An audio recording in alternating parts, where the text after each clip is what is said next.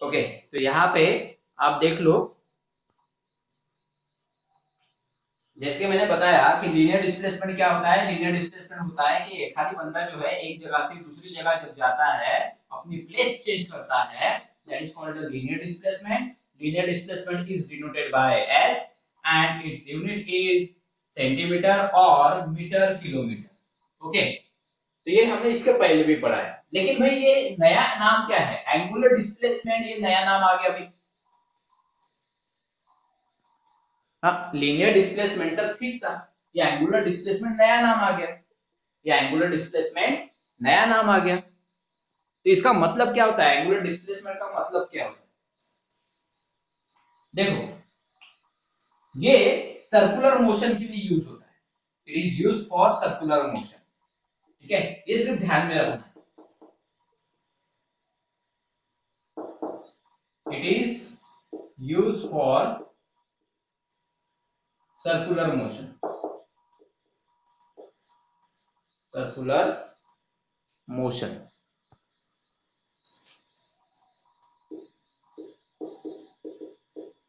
It is use for circular motion. अब इसको अच्छे से समझ ले, कुछ लोग बहुत ही लेट आते हैं।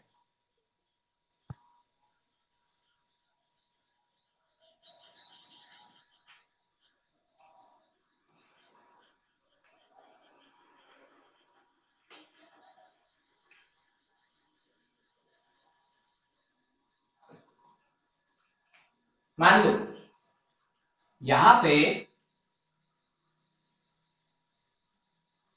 ये कोई ऑब्जेक्ट या फिर कोई रिंग है, ठीक है, कोई रिंग है या फिर सर्कुलर एक गार्डन है जहां पे सर्कुलर ट्रैक है।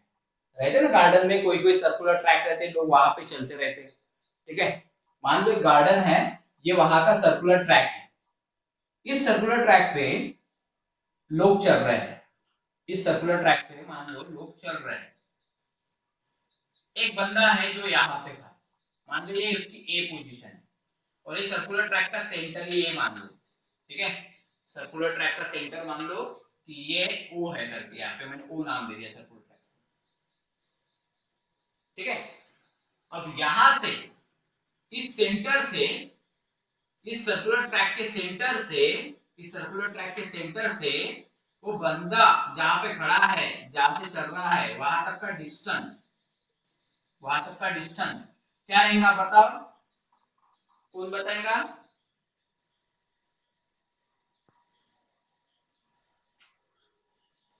ये रहेगा radius. Very nice, very nice.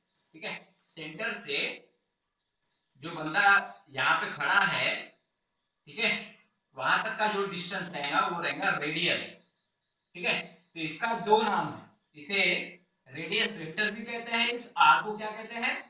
Radius vector कहते हैं। रेडियस वेक्टर क्यों कहते हैं? क्योंकि ये डायरेक्शन दिखा रहा है, किसकी? सेंटर से डायरेक्शन दिखा रहा है, किसकी? वो बंदे की। अपन ने आर इधर निकाला क्या? आर को इधर निकाला क्या? नहीं, ये आर को इधर ही निकाला, जहां पे वो बंदा खड़ा है। जहां पे वो बंदा खड़ा है उधर के डायरेक्शन में ही आर निकाला है हमने, इसलिए उसे रेडियस वेक्टर कहते हैं, क्योंकि डायरेक्शन है। ठीक है, या फिर इसे पोजीशन वेक्टर भी कहते हैं। पोजीशन वेक्टर भी कहते हैं। पोजीशन वेक्टर क्यों कहते हैं? क्योंकि वो पोजीशन बता रहा है। किसकी पोजीशन बता रहा है? उस बंदे की। कहां से बता रहा है? सेंटर से। सेंटर से उस बंदे की पोजीशन बता रहा है। सेंटर से उस बंदे की पोजीशन बता रहा है। सेंटर से उस बंदे की पोजीशन बता रहा है, इसलिए इसे पोजीशन वेक्टर भी कहते हैं। इसलिए उसे पोजीशन वेक्टर भी कहते हैं। आया ध्यान में? और इसकी एक डेफिनेशन भी बन जाती है। ठीक है, पोजीशन वेक्टर की एक डेफिनेशन भी बन जाती है। क्या डेफिनेशन बन जाती है? मैं डेफिनेशन भी बताता हूँ। पोजीशन वेक्टर की डेफिनेशन क्या होती है? बहुत ही सिंपल सी डेफिनेशन होती है, तुम्हारे हिसाब से क्या होनी चाहिए? ठीक है, ये वेक्टर रेडियस मतलब क्या है? रेडियस मतलब एक लाइन है, और लाइन, देखो मैं डेफिनेशन लिख रहा हूं, और line drawn from centre of circle to position of object. क्या तुमको क्लियर दिखाई दे रहा है?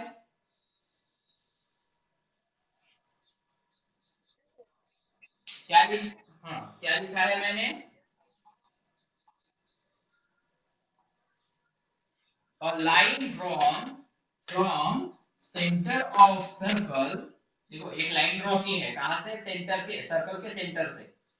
A line drawn from center of circle to the position of the object। यहाँ पे जो ऑब्जेक्ट है उस ऑब्जेक्ट के पोजीशन तक एक लाइन ड्रॉ की है, कहां से? सेंटर से। Is called position vector. Is called position vector. ये पीवी मतलब शॉर्टकट में पोजीशन वेक्टर होता है, ठीक है? पोजीशन वेक्टर, ठीक है? इतना समझ में आ गया ना? अब फिर से देखो, पोजीशन वेक्टर क्यों कहते हैं, रेडियस वेक्टर क्यों कहते हैं? क्योंकि ये सर्कल का रेडियस है और ये रेडियस उस बंदे की डायरेक्शन में है। ये रेडियस उस बंदे का डायरेक्शन दिखा रहा है, इसलिए इसको रेडियस वेक्टर कहते हैं। या फिर ये रेडियस जो है ये बंदे की पोजीशन बता रहा है, इसलिए इसे पोजीशन वेक्टर भी कहते हैं। इसलिए इसे पोजीशन वेक्टर भी कहते हैं। और डेफिनेशन क्या है? अपने मन से भी डेफिनेशन लिख सकते हैं कि भाई हमने एक लाइन ड्रॉ किया, कहां से? सेंटर से। सर्कल के सेंटर से एक लाइन ड्रॉ किया, कहां तक? वो बंदे की पोजीशन तक। तो उसको इंग्लिश में कैसे लिखेंगे? A line drawn from the centre of the circle to the position of the object is called as a position vector. Is called as a position vector और रेडियस वेक्टर, और radius vector. Okay, चल अब मान लो कि ये बंदे ने चलना शुरुआत किया, इसने चलना शुरुआत किया और कुछ समय बाद वो बी पोजीशन पे पहुंचा। कुछ समय बाद वो बी पोजीशन पे पहुंचा। उसने क्या किया? डिस्प्लेसमेंट किया। उसने क्या किया? डिस्प्लेसमेंट किया। अब डिस्प्लेसमेंट किया तो डिस्प्लेसमेंट को मैं एस से डिनोट करता हूं। उसने क्या किया? डिस्प्लेसमेंट किया, तो डिस्प्लेसमेंट को मैं एस से डिनोट कर रहा हूं। डिस्प्लेसमेंट को मैं एस से डिनोट कर रहा हूं ना।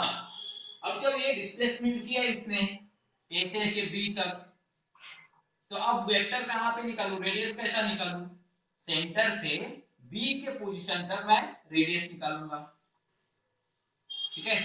सेंटर से बी के पोजीशन तक रेडियस निकालूंगा, क्योंकि सेंटर से मुझे बी का पोजीशन बताना है। कहां से बताना पड़ता? सेंटर से बताना पड़ता।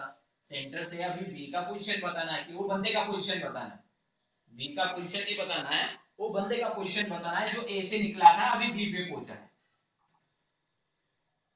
ठीक है? मान लो ए वाली जगह पे खड़ा था और बी वाली जगह पे पहुंचा है, ठीक है? तो क्या किया उसने? डिस्प्लेसमेंट किया।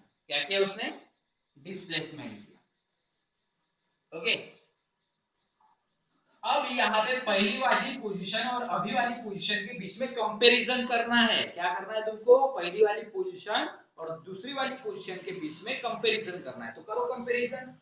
क्या कंपैरिजन करोगे? यहाँ पे एक एंगल तैयार होता है दोनों पोजीशन वेक्टर के बीच में। यहाँ पे एक एंगल तैयार होता है, ये तो हो गया linear displacement, that is called linear displacement.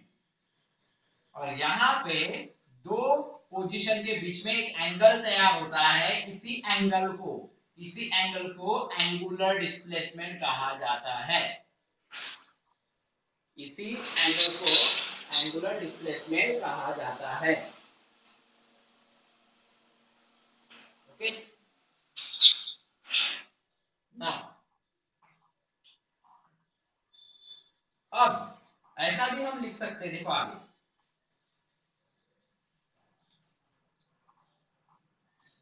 अब ये बंदा यहाँ बी से निकला और सी पे पहुंचा। मान लो सी पोजीशन पे पहुंचा, तो सेंटर से उसका पोजीशन बताना पड़ेगा। तो सेंटर से हमने उसका पोजीशन बताया, सेंटर से हमने उसका पोजीशन बताया, राइट? और यहाँ पे हमने फिर से कंपेयर किया। अब किसके साथ कंपेयर किया हमने? पहली वाली पोजीशन के साथ, ये वाली पोजीशन के साथ, ठीक है? पहले वाली पोजीशन के साथ हमने कंपेयर किया यहाँ पे, पहले वाली पोजीशन के साथ कंपेयर किया तो यहाँ पे पता चला यहाँ पे और एक एंगल तैयार होता है, उसे नाम दिया हमने थीटा 1, ठीक है, थीटा 1। तो ये क्या होता है, ये भी एंगुलर डिस्प्लेसमेंट हो गया। जैसे जैसे बंदा यहाँ पे अलग अलग पोजीशन पे चलते जाएगा वैसे वैसे यहाँ पे एंगल चेंज होते जाएगा। जैसे जैसे बंदा अलग अलग पोजीशन पे चलते जाएगा, अलग अलग पोजीशन पे चलते जाएगा वैसे वैसे उसका एंगल चेंज होते जाएगा, मतलब एंगुलर डिस्प्लेसमेंट चेंज होते जाएगा। क्या चेंज होते जाएगा, एंगुलर डिस्प्लेसमेंट। और ये एंगुलर डिस्प्लेसमेंट किसके वजह से पता चल रहा है, ये रेडियस वेक्टर की वजह से पता चल रहा है। एंगुलर डिस्प्लेसमेंट किसके वजह से पता चल रहा है, रेडियस वेक्टर की वजह से पता चल रहा है, ठीक है। एंगुलर डिस्प्लेसमेंट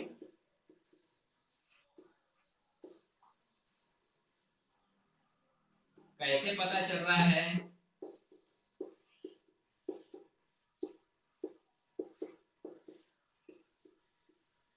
एंगुलर डिस्प्लेसमेंट कैसे पता चल रहा है,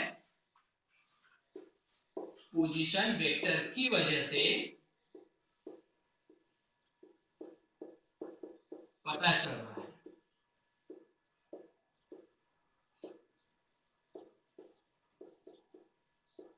ठीक है। पोजीशन वेक्टर की वजह से पता चल रहा है। तो ये जो है ये समझने के लिए ध्यान में रखो, ठीक है। जो समझने के लिए ध्यान में रखना है उसको मैं हिंदी में भी लिख के दे रहा हूँ, और जो लिखने के लिए ध्यान में रखना है, जो लिखने के लिए ध्यान में रखना है उसको प्रॉपर तरीके से इंग्लिश में लिख के दे रहा हूँ, ठीक है। जो डेफिनेशंस है जो जरूरी है उसको इंग्लिश में लिख के दे रहा हूँ, और जो ध्यान में रखने के लिए है उसको हिंदी में लिख के दे रहा हूँ, ठीक है। तो एंगुलर डिस्प्लेसमेंट किसके वजह से पता चल रहा है, कैसे पता चल रहा है, पोजीशन वेक्टर की वजह से पता चल रहा है। ये हो गया क्वेश्चन, ये हो गया answer.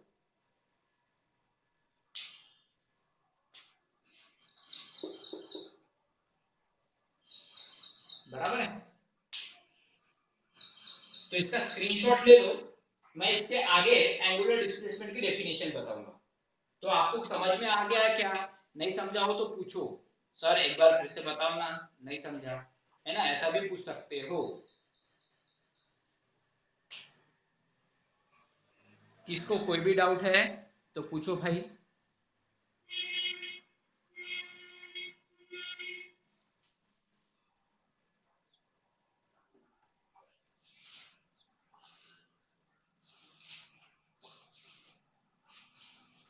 Anyone have any doubt? Then you can ask me.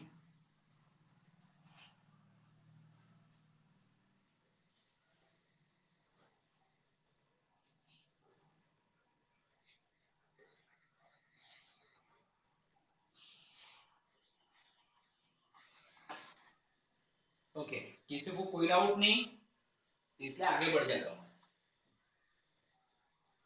ठीक, स्क्रीनशॉट निकाल लिया होगा तुमने, स्क्रीनशॉट निकाल लिया होगा तुमने।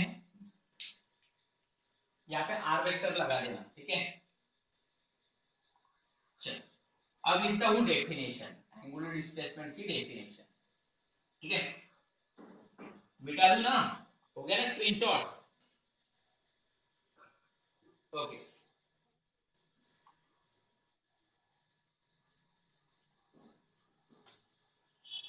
नहीं समझा तो पूछो, मैं बार बार पूछ रहा हूँ तुमको, समझा क्या समझा क्या समझा क्या, ठीक है। बताओगे तो तुम्हारे लिए अच्छा रहेगा,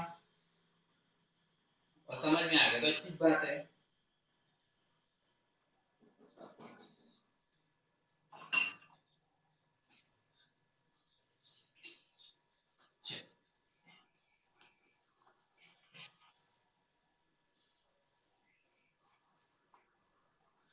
अब लिखता हूं मैं डेफिनेशन, ठीक है, इसकी, और इसका फॉर्मूला, ठीक है, और इसका यूनिट, सारी चीजें लिखूंगा मैं।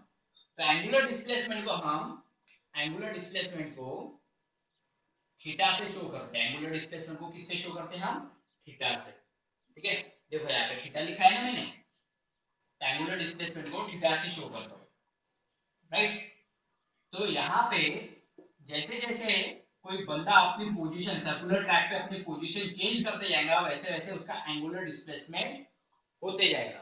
और एंगुलर डिस्प्लेसमेंट कैसे पता चल रहा है, किसकी वजह से पता चल रहा है, रेडियस वेक्टर की वजह से पता चल रहा है। किसकी वजह से पता चल रहा है, रेडियस वेक्टर की वजह से पता चल रहा है।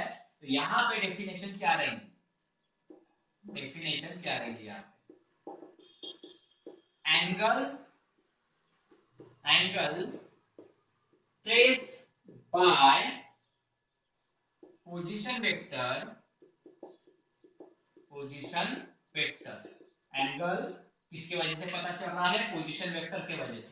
ट्रेस कर रहा है कि बंदा कहाँ जा रहा है, ट्रेस कर रहा है बंदा कहाँ पे जा रहा है, बराबर है। ट्रेस करता है ना कोई, तुमको पता है जब कोई गाड़ी से भागता है एक जगह से, कोई गैंगस्टर कोई गाड़ी से भागता है तो पुलिस वाले उसे ट्रेस करते हैं, बराबर है। कहाँ पे, कंट्रोल रूम में बैठ के बराबर उसकी लोकेशन से ट्रेस करते हैं, उसका अगर मोबाइल ऑन रहता है तो, ठीक है। तो ऐसा ही समझ लो, सेंटर में बैठ के एक बंदा है जो सेंटर में बैठा हुआ है और वो उसको देख रहा है, एक दूसरे बंदे को देखा है गोल गोल घूमते हुए।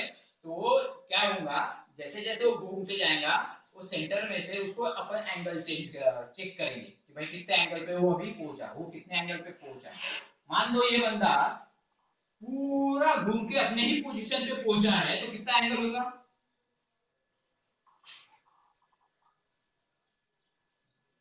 वेरी गुड वेरी गुड, पूरा 360 डिग्री का एंगल यहाँ पे बनेगा, पूरा 360 डिग्री बनेगा। तो एंगुलर डिस्प्लेसमेंट कितना हो जाएगा, 360 डिग्री का हो जाएगा।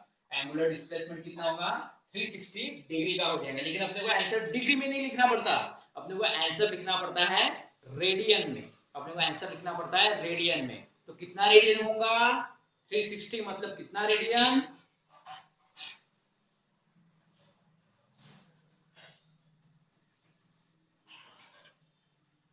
Okay 360 degree. ओके मुझे बताओ 180 डिग्री मतलब कितना रेडियन, 180 डिग्री मतलब पाई रेडियन, 180 डिग्री मतलब पाई रेडियन, और 360 मतलब 2 पाई रेडियन, बराबर है। 180 मतलब 180 डिग्री मतलब पाई रेडियन, पाई की वैल्यू 180 मानी जाती है लेकिन पाई रेडियन में गिना जाता है, और ये जो नंबर है ये डिग्री में गिने जाते हैं। 360 मतलब 2 पाई रेडियन। ओके यहाँ पे लिखता हूँ 90 डिग्री, 90 डिग्री मतलब कितना रेडियन,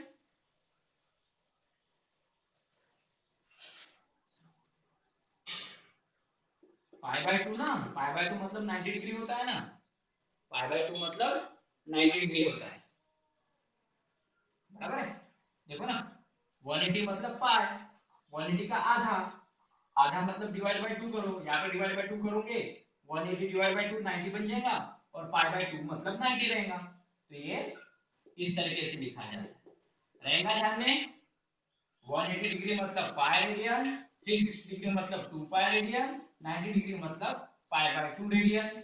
और भी होता है 30 डिग्री मतलब पाई बाय 6 रेडियन, पाई की वैल्यू 180 रख के 6 से डिवाइड करके देखो 30 रेडियन आता है कि नहीं आता, ठीक है,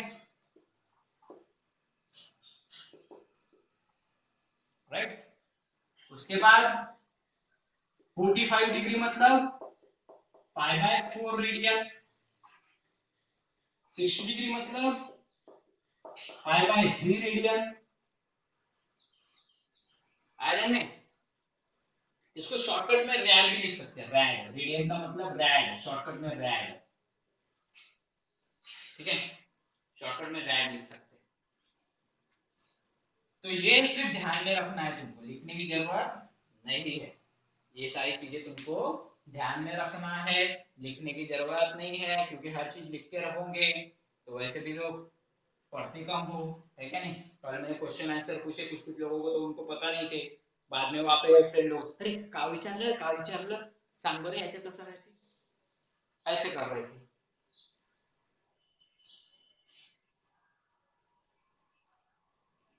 इसको ध्यान में रखो,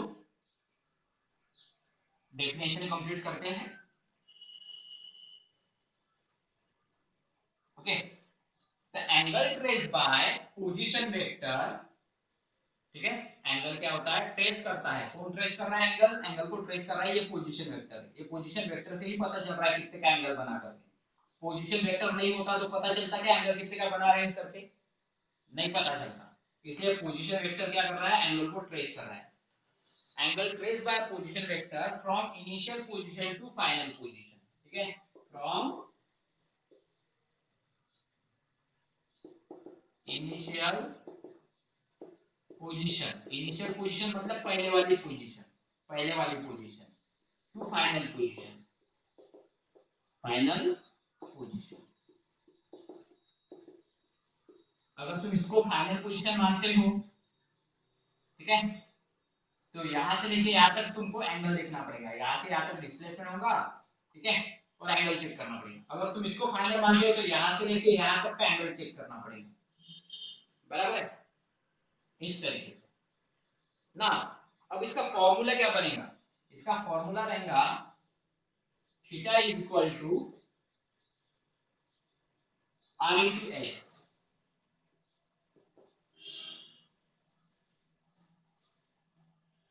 theta equal to r into s. बराबर है।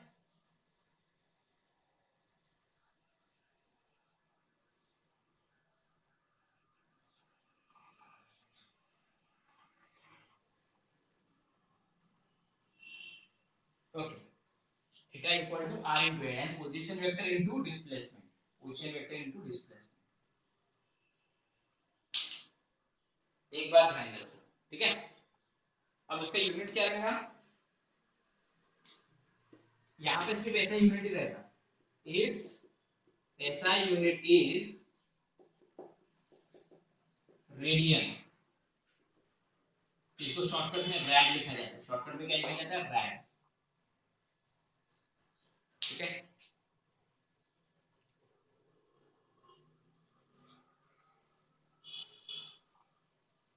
समझ में आया, समझ में आया। Theta equal to r into s, ये इसका फॉर्मूला है। ओके, और ये इसका यूनिट है रेडियन, शॉर्टकट में रैड। और किसके वजह से पता चलता है, एंगुलर डिस्प्लेसमेंट।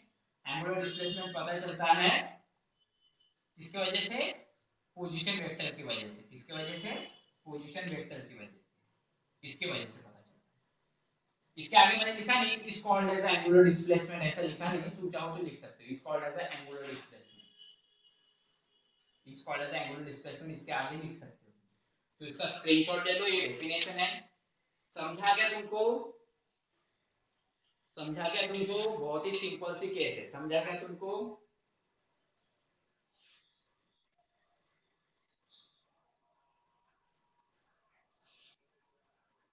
ओके, चलो एक बार फिर से बताता हूं मैं, ध्यान दो।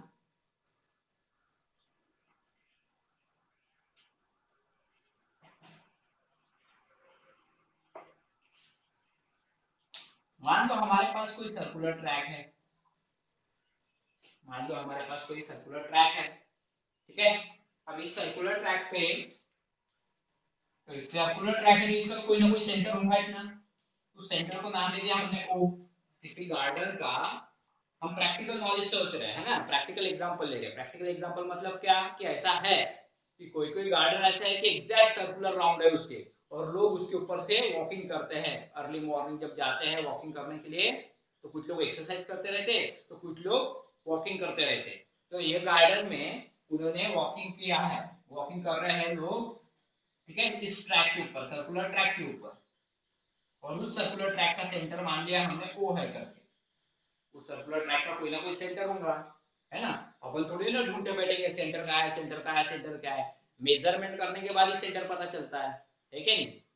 बस इमेजिन करना है तुमको कि भाई एक सेंटर है, और वो सेंटर से हमको किसी भी एक बंदे को ऑब्जर्व करना है जो वॉक कर रहा है, ठीक है। जो वॉक कर रहा है उसको मैंने यहाँ पे देख लिया, ठीक है। मान लो उसकी पोजीशन को मान लिया ए, उसकी पोजीशन को मान लिया ए। तो सेंटर से एक लाइन निकालूंगा, उस लाइन को हम क्या कहते हैं, पोजीशन वेक्टर या फिर रेडियस वेक्टर। उस लाइन को हम क्या कहते हैं, पोजीशन वेक्टर या फिर रेडियस वेक्टर। ये बंदा यहाँ पे खड़ा था, है ना, कुछ समय बाद ये चलने लग गया। अब चलते चलते चलते चलते क्या हुआ, ये बी पोजीशन पे पहुंच गया, यानी ये पोजीशन पे पहुंचा तो उसको नाम दे दिया, इस पोजीशन को बी पोजीशन नाम दे दिया, है ना। अब यहाँ से चलते चलते यहाँ तक पहुंचा, रुक गया, रुक गया मतलब उसने क्या किया, यहाँ से ए से लेकर बी तक क्या कर लिया, उसने डिस्प्लेसमेंट कर लिया, क्या कर लिया इसने, डिस्प्लेसमेंट कर लिया। डिस्प्लेसमेंट को हम क्या कहते हैं, एस कहते हैं। डिस्प्लेसमेंट को क्या कहते हैं, एस कहते हैं, है ना, लीनियर डिस्प्लेसमेंट। ए से लेके बी तक वो पहुंचा। अब यहाँ पे पहुंचा है तो सेंटर से लेके वहां तक का पोजीशन वेक्टर फिर से ड्रॉ करना पड़ेगा अपने को, क्योंकि उसकी पोजीशन कहां से पता कर रहा है अपन, सेंटर से, सेंटर से उसकी पोजीशन पता कर रहे हैं। तो एक लाइन ड्रॉ किया हमने पोजीशन वेक्टर।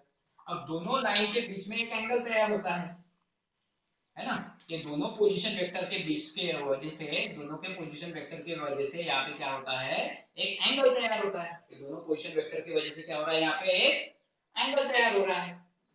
तो देखो, angle trace by position vector, angle trace by position vector बराबर है। पहले वाली पोजीशन वेक्टर और अभी वाली पोजीशन वेक्टर दोनों के बीच में जो एंगल बनेगा is called as angular displacement. उसी को हम एंगुलर डिस्प्लेसमेंट कहेंगे, ठीक है। उसे क्या कहेंगे, एंगुलर डिस्प्लेसमेंट। अब मान लो इसको दे देता हूं थीटा1, इसको नाम दे दिया थीटा1, ओके।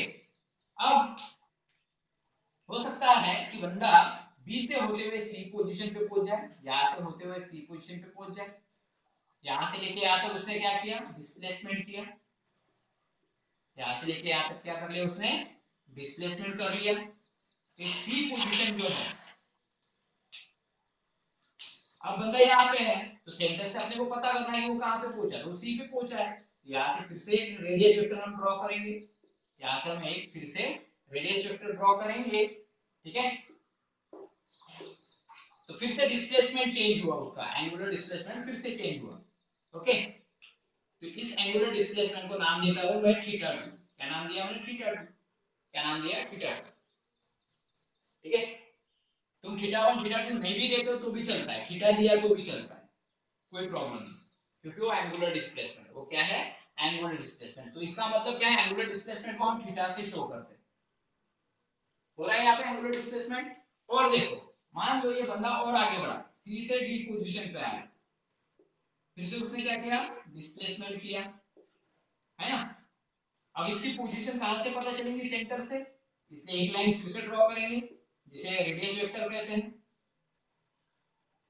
और इसका फिर से एंगल चेंज हुआ, कहां पे, इनिशियल पोजीशन से, इनिशियल पोजीशन से फिर से इसका एंगल चेंज हुआ, तो इस एंगल को मैं थीटा3 नाम दे देता हूं, थीटा3, ठीक है। नहीं, इनिशियल पोजीशन से चेक करना पड़ेगा भाई, पहले बंदा इनिशियल पोजीशन पे था और अब ये फाइनल पोजीशन है। तो ये किसके वजह से पता चला, पोजीशन वेक्टर के वजह से पता चला। पोजीशन वेक्टर कंटिन्यू उसको ट्रेस करते जा रहा है, ठीक है।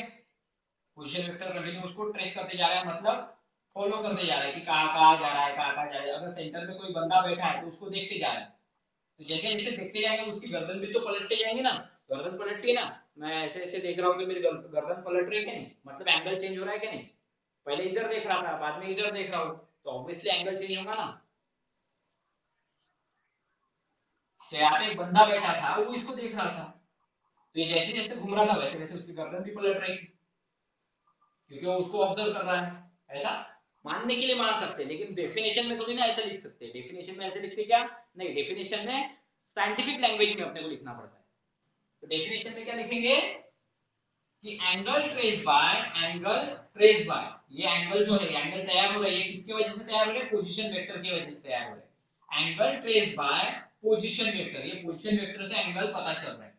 तो angle trace by position vector, angle trace by position vector, angle trace by position vector, कहां से कहां तक, from initial position to final position, from initial position to final position is called as a angular displacement, is called as a angular displacement.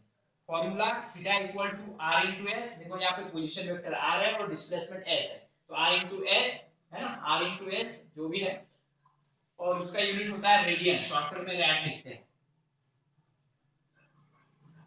Okay, समझ में आ गया।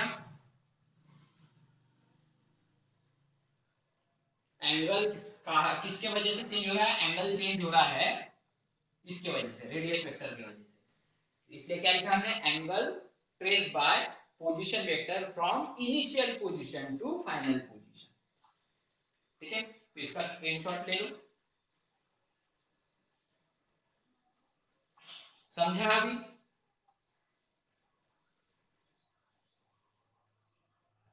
Okay,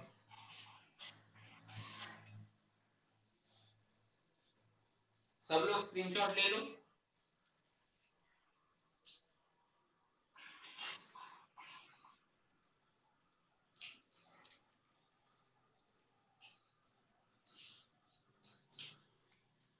चलो ठीक,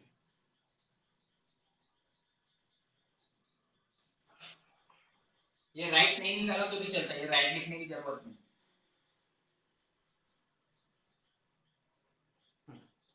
तो इसको मिटा देता हूँ, अब इसके आगे वाली डेफिनेशन में समझाऊंगा। ठीक है, इसको मैं मिटा देता हूँ, इसके आगे वाला मैं तुमको समझाऊंगा।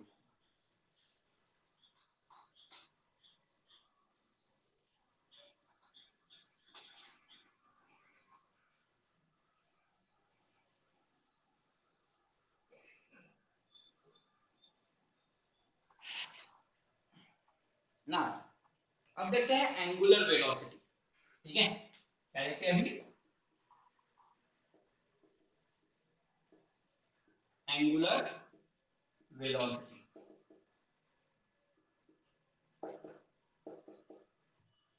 ठीक है, एंगुलर वेलोसिटी को ओमेगा से शो किया जाता है, ये तुमको पता है। एंगुलर वेलोसिटी को ओमेगा से शो किया जाता है, ये तुमको पता है।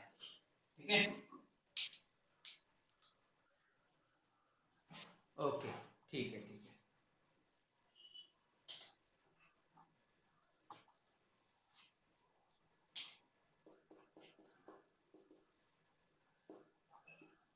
है। एंगुलर वेलोसिटी, एंगुलर वेलोसिटी को ओमेगा ओमेगा से शो किया जाता है, एंगुलर वेलोसिटी को ओमेगा से शो किया जाता है। ठीक है, अब कोई भी ऑब्जेक्ट अगर सर्कुलर मोशन परफॉर्म कर रहा है ना, कोई भी ऑब्जेक्ट अगर सर्कुलर मोशन परफॉर्म कर रहा है, ठीक है, कोई भी ऑब्जेक्ट अगर सर्कुलर मोशन परफॉर्म कर रहा है, तो उसे क्या कहते हैं कि भाई उसकी कौन सी वेलोसिटी रहेगी, एंगुलर वेलोसिटी रहेगी। उसकी कौन सी वेलोसिटी रहेगी, एंगुलर वेलोसिटी रहेगी। ठीक है, उसकी कौन सी वेलोसिटी रहेगी, एंगुलर वेलोसिटी रहेगी। तो इसका डेफिनेशन क्या है, अगर बंदा यहाँ पे पहले था, बाद में यहाँ पे पहुंचा, बाद में यहाँ पे पहुंचा और बाद में यहाँ पे पहुंचा, तो ये पोजीशन वेक्टर से पता चला। तो हर बार क्या हो गया, हर बार उसका क्या हो रहा है, हर बार उसका एंगुलर डिस्प्लेसमेंट हो रहा है। पहले यहाँ पे हुआ थीटा 1, फिर यहाँ से इधर हो गया थीटा 2, फिर यहाँ से इधर हो गया थीटा 3। ओके, फिर यहाँ यहाँ तक ही है, इसके आगे नहीं पूछा। ठीक है, हम पूछ सकता है ना, ये पोजीशन पे भी वापस जा सकता है। तो ये और एंगल यहाँ पे तैयार कर लेते हैं, that is the theta 4, theta 4। ठीक है, थोड़ी सी बड़ी डायग्राम निकालते हुए और अच्छे से समझ में आएंगे, छोटी हो गई थोड़ी सी। एक फिर से हमने कोई सर्कुलर ट्रैक ले लिया है यहाँ पे,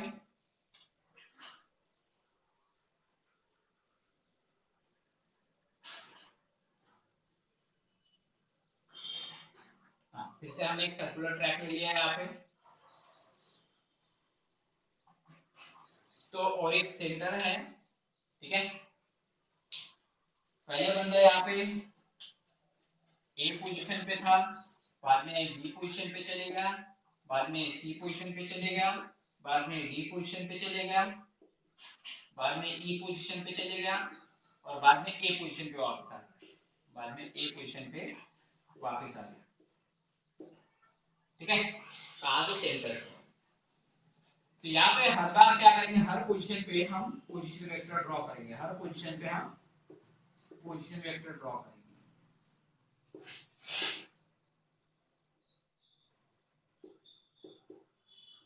हर पोजीशन में हमने क्या कर दिया, पोजीशन वेक्टर ड्रॉ कर दिया। तो यहाँ पे क्या हो रहा है, ये इनिशियल पोजीशन है, ये कौन सी पोजीशन है, इनिशियल पोजीशन। अब इनिशियल पोजीशन के बाद ये फाइनल, बाद में ये फाइनल, बाद में ये फाइनल, फाइनल पोजीशन चेंज होती जा रही है, बाद में यहाँ पे आ गया तो ये उसकी इनिशियल और फाइनल एक ही होगी। तो पोजीशन जो है फाइनल पोजीशन वो हर बार चेंज होती जा रही है। इनिशियल पोजीशन तो यही रहेगी, फाइनल पोजीशन हर बार चेंज होती जा रही है। तो हर बार फाइनल पोजीशन चेंज होती जा रही है, इसलिए उसका हर बार एंगल भी तो चेंज होते जाएगा। मान लीजिए यहाँ पे एंगल चेंज हुआ है थीटा 1, ठीक है, ए से लेके बी तक का एंगल कौन सा चेंज हुआ, थीटा 1। बाद में ए से लेके सी तक का कौन सा एंगल चेंज होगा, थीटा 2। ओके, फिर ए से लेके बी तक का कौन सा एंगल चेंज होगा, थीटा 3, राइट। अब ए से लेके ई तक का कौन सा एंगल तैयार होगा यहाँ पे, थीटा 4। और यहाँ पे ए से लेके ए तक कौन सा एंगल तैयार होगा, थीटा 5। तो हर बार क्या हो रहा है, एंगुलर डिस्प्लेसमेंट हर बार चेंज हो रहा है। क्या हो रहा है, एंगुलर डिस्प्लेसमेंट हर बार चेंज हो रहा है, और हर बार एंगुलर डिस्प्लेसमेंट चेंज होने के लिए टाइम भी लग रहा है, टाइम भी लग रहा है ना, टाइम लेगा ना, वो ए से लेके बी तक जाने के लिए टाइम लेगा, बी से सी तक जाने के लिए टाइम लेगा, सी से डी तक जाने के लिए टाइम लेगा, डी से ई तक जाने के लिए टाइम लेगा, और ई से ए तक जाने के लिए टाइम लेगा। हर बार क्या कर रहा है वो, हर बार उसका एंगुलर डिस्प्लेसमेंट चेंज हो रहा है, हर बार उसका एंगुलर डिस्प्लेसमेंट चेंज हो रहा है, हर बार उसका एंगुलर डिस्प्लेसमेंट चेंज हो रहा है, और हर बार टाइम भी चेंज हो रहा है, हर बार उसको टाइम भी लग रहा है एक जगह से दूसरी जगह जाने के लिए, बराबर है। हर बार उसका क्या हो रहा है, एंगुलर डिस्प्लेसमेंट चेंज हो रहा है, हर बार उसका एंगुलर डिस्प्लेसमेंट चेंज हो रहा है उस बंदे का, और हर बार उसको एक जगह से दूसरी जगह जाने के लिए भी टाइम लग रहा है, हर बार एक जगह से दूसरी जगह जाने के लिए भी टाइम लग रहा है। इसलिए डेफिनेशन क्या बनेगी, rate of change of angular displacement, rate of change of angular displacement with time, with time, with time is called angular velocity, is called angular velocity। देखो समझ में आया डेफिनेशन। हर बार क्या हो रहा है, डिस्प्लेसमेंट चेंज होते जा रहा है, हर बार डिस्प्लेसमेंट चेंज होते जा रहा है, एंगुलर डिस्प्लेसमेंट चेंज होते जा रहा है, और चेंज होते होते उसको टाइम भी लग रहा है, एक जगह से दूसरी जगह जाने के लिए टाइम भी लग रहा है, बराबर है। इसलिए वही लिखा हमने, देखो rate of change of angular displacement change हो रहा है विद टाइम, टाइम भी लग रहा है उसको, इस कॉल्ड एज एंगुलर वेलोसिटी, ठीक है ना। अब बात करते हैं उसका एसआई यूनिट, ठीक है। फॉर्मूला क्या है एंगुलर वेलोसिटी का, एंगुलर वेलोसिटी का फॉर्मूला रहेगा एक तो d थीटा अपॉन dt, छोटे लेवल पे अगर यहां से लेके यहां तक हो रहा है तो एंगल रहेगा d थीटा और टाइम रहेगा dt। या फिर बड़े लेवल पे अगर देखना है, यूनिट क्या आएगा इसका, रैड पर सेकंड, रैड पर सेकंड, ओके। ये हो गया छोटे लेवल पे, ये हो गया छोटे लेवल पे। अब बड़े लेवल पे देखना है, बड़ा एंगल चेंज हो रहा है, बड़ा एंगल चेंज हो रहा है, तो एंगुलर वेलोसिटी की डेफिनेशन क्या आएगी, theta upon T, theta upon T. ज्यादा बड़ा एंगल चेंज हो रहा है तो बड़ा एंगल थीटा से शो किया जाता है, बहुत ही छोटा सा एंगल चेंज हो रहा है ना, बहुत ही छोटा सा एंगल चेंज होता है तो उसको डी थीटा से शो किया जाता है, बहुत ही छोटा सा एंगल चेंज होता है तो उसको डी थीटा से शो किया जाता है, और छोटा सा एंगल चेंज होगा तो छोटा सा टाइम भी चेंज होगा, इसलिए टाइम को भी डी से शो किया जाता है। बड़ा एंगल चेंज हो रहा होगा, बड़ा एंगल चेंज हो रहा होगा तो थीटा से शो किया जाता है, और बड़ा एंगल चेंज होगा तो टाइम भी ज्यादा लगेगा, इसलिए टाइम को टी से शो किया जाता है, बराबर है। दोनों में क्या फर्क है, ये बहुत छोटा है और ये बड़ा है, तो इसका यूनिट क्या रहेगा, वही रैड पर सेकंड, मतलब रेडियन पर सेकंड, शॉर्ट में रैड लिखते हैं, ओके। ये हो गया उसका यूनिट और ये हो गया फॉर्मूला, यूनिट और फॉर्मूला, ओके। तो इसको लिख लो,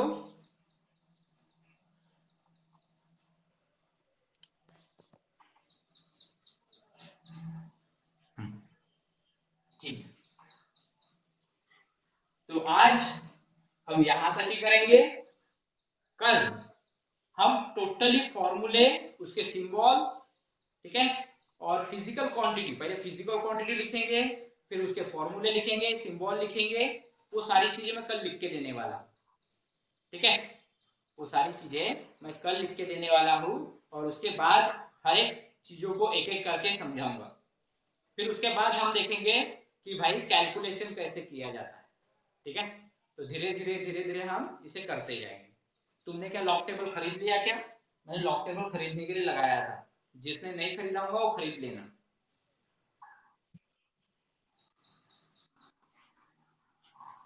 ठीक है।